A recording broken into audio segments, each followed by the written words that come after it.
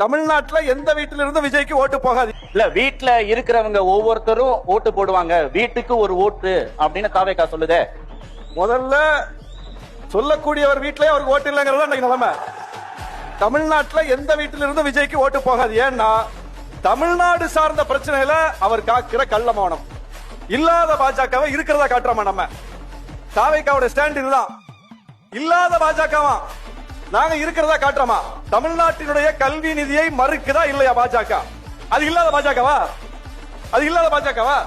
தமிழ்நாட்டின் மீது மிகப்பெரிய அளவுக்கு இந்தியை திணிக்கிறதா இல்லையா பாஜக? அது இல்லாத பாஜகவா? தமிழ்நாடு கேட்கிற நிதியை, பேரிடர் நிதியை தர மறுக்கிறதா இல்லையா பாஜக? அது இல்லாத பாஜகவா? திருப்பரங்குன்றத்துல சமூக நல்லிணக்கத்திற்கு கேடு விளைவிக்குதா இல்லையா பாஜக? அது இல்லாத பாஜகவா?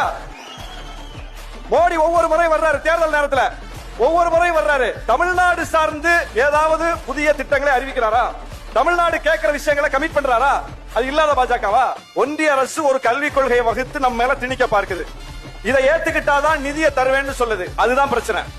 இந்த மாநில அரசு எங்களுக்கு காசுதான் முக்கியம், நாங்க ஏற்கனவே நிதி நெருக்கடியில் இருக்கோம், ஏற்கனவே கடன் வாங்கிக்கிட்டு இருக்கோம், எனவே இந்த சூழ்நிலையில இந்த காசை நாங்க வேணாம்னு சொல்ல முடியாது, நீ என்னத்த வேணாலும் திணிச்சுக்கோ, நாங்க ஏத்துக்கிறோம், காசை மட்டும் கொடுன்னு முதலமைச்சர் சொன்னாரா அல்லது உன் காசை தேவையில்லை, என் கொள்கை தான் முக்கியம்னு சொன்னாரா?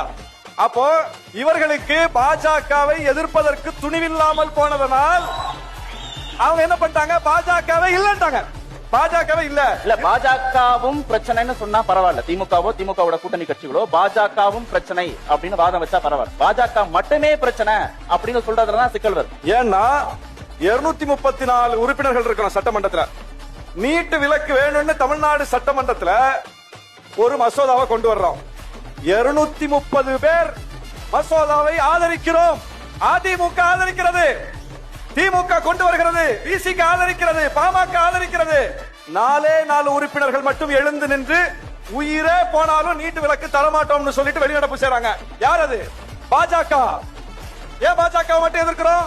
பாஜக மட்டும் தான் தமிழ்நாட்டுக்கு எதிராக எல்லாவற்றையும் செய்கிறது. அப்ப பாஜக மட்டும் தான் எதிர்ப்போம். பாஜகவோடு யார் சேர்றாங்களோ அவங்களையும் எதிர்ப்போம்.